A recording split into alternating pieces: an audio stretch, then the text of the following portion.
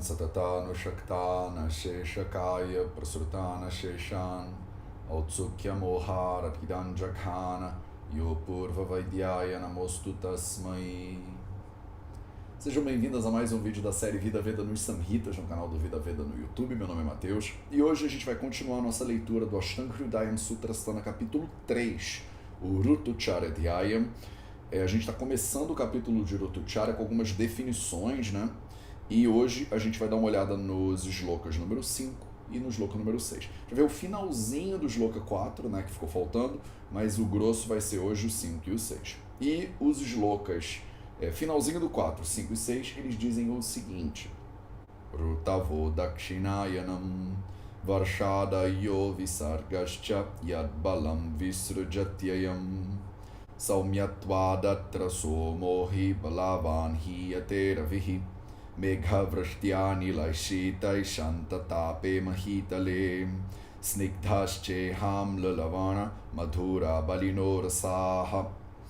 Então, no nosso encontro passado e nosso encontro retrasado, a gente começou o capítulo de Rutucharya falando um pouquinho sobre alguns conceitos, né? E aqui a gente vai continuar, né, essa exploração de conceitos e de características que vão mudando ao longo do ano, né? A ideia do Rutucharya Dhyayam é exatamente fazer um paralelo com o Dinacharya Dhyayam, o capítulo que a gente acabou de ler, o capítulo 2. O Dinacharya falava de coisas que a gente deveria fazer todos os dias. O Rutucharya, ele vai explicar pra gente a sazonalidade da vida, da saúde e do comportamento humano. Então, se a gente viu que tem um período no qual o Sol vai caminhando em direção ao norte, a gente viu algumas características desse período que vai acontecendo, né, com o ser humano nesse período. Uma coisa que é muito básica, que vocês têm que lembrar, é que à medida que vai ficando mais quente, vai ficando mais seco, o ser humano vai perdendo força.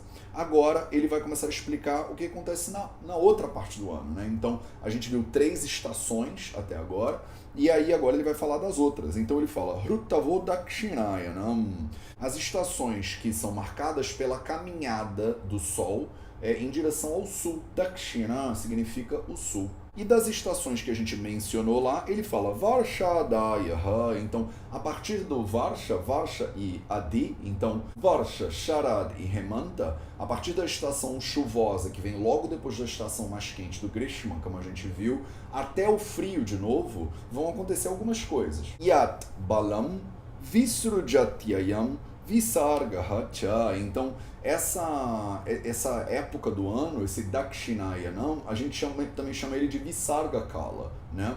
Então, se a gente viu que antes o Uttarayana, a caminhada do Sol para o norte, era chamada de Adana Kala, agora a gente está vendo que o Dakshinayana, que é a caminhada do Sol para o sul, é chamado de Visarga Kala. A palavra Visarga tem 2 significados muito usados, né, dentro do Ayurveda. O significado mais comum dela é deixar, abandonar, sair, né? Ela vem da raiz Visruj, e Visruj significa exatamente isso, né? E ele fala aqui, né? Visrujati ayam. Então, Visrujati, o verbo Visruj, significa que vai saindo, né? Então, tem algumas maneiras de a gente entender isso aqui, né? Nesse caso da utilização da palavra Visarga, a gente está dizendo alguma coisa como se o Sol está indo embora, né? Então o Sol está saindo, o Sol está se retirando. Algumas interpretações dizem que o Sol está devolvendo a energia para as pessoas. De qualquer forma, a palavra Visarga é utilizada aqui no sentido de que o ser humano ele está ganhando força nesse período. Se no período anterior da caminhada para o maior calor, o ser humano vai perdendo força, agora, nesse período que começa com a estação chuvosa e vai até a estação de frio, o ser humano vai recuperando a força que ele tinha originalmente, até chegar na estação, no lugar onde ele está mais forte, que é normalmente a estação de frio. A gente vai ver isso com mais cuidado. O outro sentido, né, que a gente usa a palavra Visarga, só abrindo um parênteses, é no sentido gramatical. Eu já mostrei para vocês que existe um processo que chama Visarga, os 2 pontinhos, né, que vocês veem muito usado aí no sânscrito, e nesse processo que a gente chama Visarga, a palavra Visarga também significa falar, emitir som, por exemplo. Então, nesse caso aí dos 2 pontinhos, o Visarga está indicando que você vai repetir o som daquela vogal, né? Então, só fazendo esse parênteses, porque vocês podem pensar, como é, Matheus, você já falou desse negócio do Visarga e não tinha nada a ver com essa coisa do sair. Então, tem esse sentido gramatical também, né? As palavras em sânscrito, como em português, muitas vezes têm muitos sentidos, né? Então as 3 estações depois do verão, começando pela estação chuvosa, né, elas são as 3 estações que marcam a caminhada do Sol em direção ao sul e a recuperação da energia, da força por parte dos seres humanos. Como o Sol vai se afastando, aquele efeito de calor, de secura que o Sol promove, ele vai diminuindo. Saumyatvat atra somaha hi balavan hiyate ravihi. Então o ravihi é o Sol, né? E hiyate é uma palavra, é um verbo, né, que indica fadiga, até tristeza, digamos assim, né? Então vocês vão ver muito a utilização desse termo soma. Ele usa saumyatvat e depois somaha. Então, soma pode significar literalmente a lua, né? E é muito interessante como dentro da cultura védica e dentro obviamente, do Ayurveda, a gente tem sempre essa dualidade do sol com a lua, né? O sol representando aqui o calor, a secura, essa penetrância, essa intensidade, e a lua representando o oposto, representando uma suavidade, uma maciez, uma umidade, um frio. Então aqui ele diz, por causa desse período de o sol está indo embora, está indo em direção ao sul, você tem um aumento dessas qualidades sálmia. Então essas qualidades de frescor, de gordura, né, digamos assim, de frio. E isso, Somahapalavan, isso aumenta a força da lua, isso aumenta a influência, essa influência lunar, digamos assim. Então essas propriedades todas são entendidas dentro dessa ideia de influência lunar. Iravihi, então a influência do Sol, o Sol, ele vai indo embora, ele vai ficando mais fraco, ele vai ficando mais triste.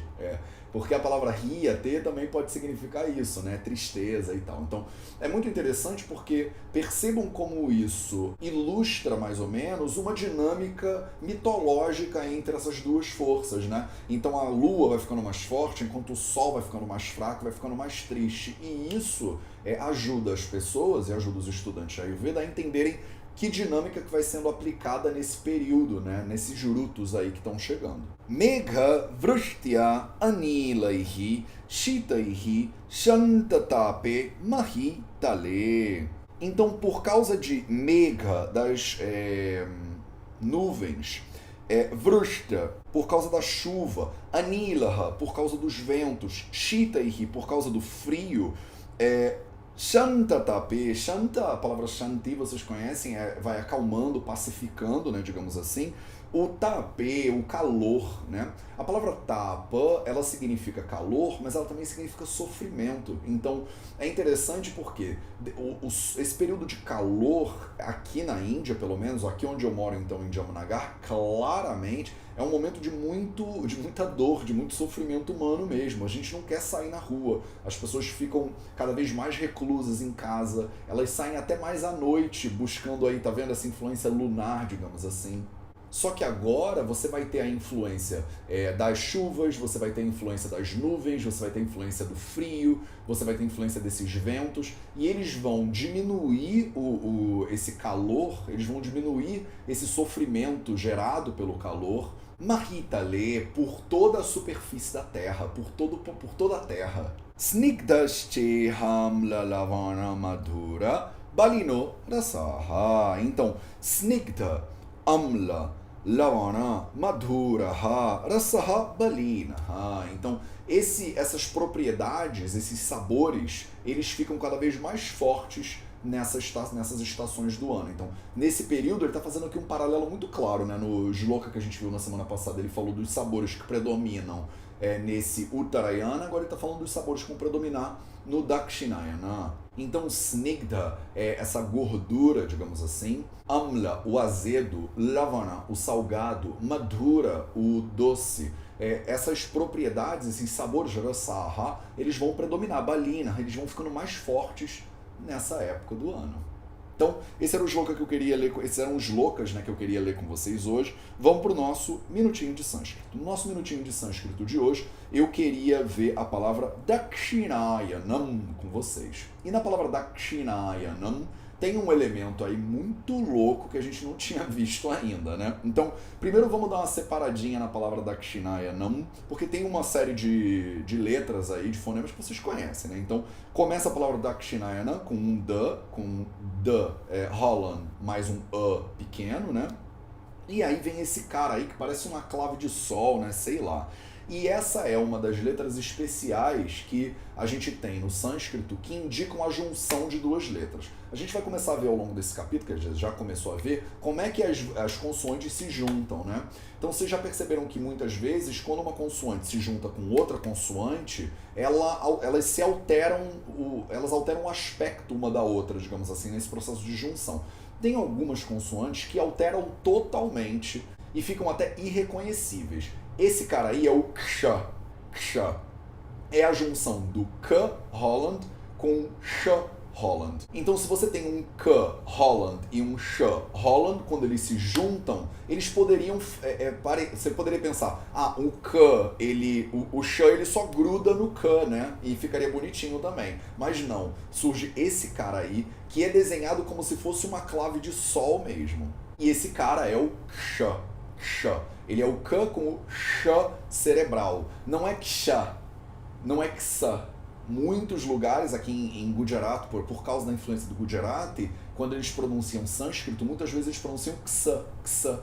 Muitas vezes o Sh e o Sa em Gujarati não tem muita diferença, ainda mais dependendo do sotaque, né? Gujarat é um estado relativamente grande e eles dizem que o Gujarati, a língua que a gente fala aqui, muda a cada 10 quilômetros, né? Então é interessante porque muitas pessoas pronunciam isso como Ksa. Pessoas que falam Gujarati têm um sotaque falando sânscrito, como a gente, né? Tem sotaque falando português. Então, esse cara aí é o Ksha, Ksha. Então isso seria um K Holland, um Sh Holland e um I, Kshi, um Hana acompanhado de um A grande, um Ya, um N e um M Holland. Lembrando que o Ya é um Ya Holland com A, só que a gente não precisa representar ele, porque todas as semivogais e todas as consoantes, quando você não demonstra que tem alguma consoante ali, a consoante que está embutida é um A pequenininho, né? A gente já viu isso. Então, essa é a palavra Dakshinayana.